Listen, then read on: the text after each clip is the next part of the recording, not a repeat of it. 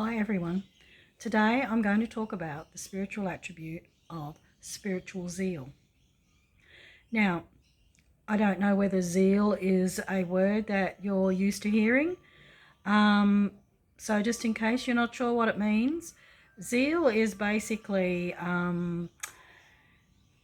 enthusiasm, like very strong enthusiasm. So if you're very zealous about something, you're very enthusiastic and generally very committed to something. So spiritual zeal is taking that zeal to the spiritual level. It can mean that you're very, very zealous, so very enthusiastic and committed to your spiritual path, your spiritual journey. Or it can be that you're very, very enthusiastic, very zealous about sharing your spiritual path, your belief system, what you feel is important to you spiritually, sharing that with other people. There's another side of spiritual zeal as well, which is devotion. So some people are really very enthusiastic and very zealous about their spiritual work, about their spiritual belief system. But they're not the type of personality who likes to go out and spread the word to others or make a big song and dance about it. But they spend a lot of time devoting themselves to following that path or that belief system, learning it. They will share it with others, but they do it in a more quiet way. They don't push it at people. Sometimes people get overzealous and they push things, their beliefs at other people, which is generally not the best way to get your point across, as you probably realise. So the spiritual attribute of spiritual zeal as we see it is as spiritual people already committed to a spiritual path, we have that spiritual zeal already well developed in a way. It's there. We're either the person who's telling all our friends and everybody else about, this latest thing I'm doing, I'm going to learn Reiki, I'm going to do this, that, or the other, or you should come along to my meditation group, it's really good, those sorts of things. Or you might be the sort of person who just quietly does it by yourself. You may not even have joined a group, but you just do your investigations, you read books, you look things up on the internet, and just quietly go about it, but you're very committed. Both of those aspects, though, require that the person, if they're truly have spiritual zeal active, they are applying those principles that they so strongly believe in their daily lives. They are walking the talk, so to speak, putting things into practice, living by the creed that they have developed for themselves. So the important thing to do, therefore, with spiritual zeal is to make sure that you're not going overboard, that you still have to live in the physical world, and that you may have a job or you have family that you have to take care of or interact with. The days of going away into a cave or to just find God, so to speak, those days are past. It may still be fine for certain people, but for the majority of us, we're living our lives out in the big wide world. Depending what life stage we're at, will depend on how much of the big wide world we're actually interacting with.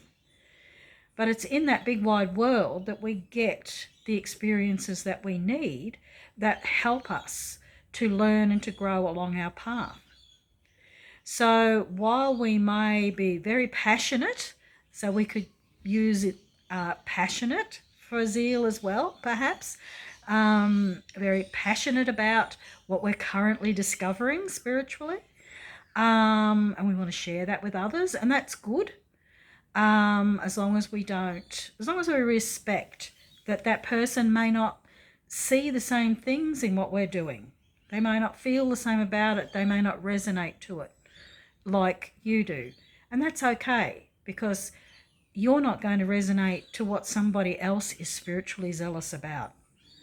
There'll be times when there's that connection, and that's when we find our people sometimes, when we realise that the things that we're so committed to, so zealous about spiritually, these other people are too, or this person is too.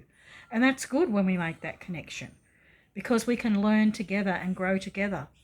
But then there may be some things that that person doesn't agree with, that we see as truth, but they don't see it that way. That can make or break relationships, or you can use it to grow and say, well, okay, we disagree on these points. How about we just agree to disagree, and we'll continue growing and learning along this particular part of the path that we both are very passionate about, and we'll just leave the other parts that we're interested in that we don't share, we'll leave those out of our particular relationship. And that's a sign of growth if you can do that, rather than, trying to convince the other person that you are right and they are wrong. So it's important that you put time and effort into your spiritual studies if you want to progress. Now, those spiritual studies will vary depending upon where you are on your path, what it is you're interested in, what you're being drawn to take an interest in. So it's good to be aware that as time goes, you may lose interest in some things that you were so passionate about. So your spiritual zeal isn't there for that anymore. That's okay. It doesn't mean that that was wrong. It wasn't wrong. It just means that you've done that. Perhaps you've learned everything you can from that. And now it's time to investigate something new. So having that flexibility to be very zealous about something for a time and then to move on from it, that's okay. You don't have to feel as though you were wrong before, unless you really look at it and you think, oh, I was so committed to that, but I can see now that that wasn't really right. And if that's the case, well, you just say, okay, well, I've learned, haven't I? I've learned, I've grown. So I can move on now.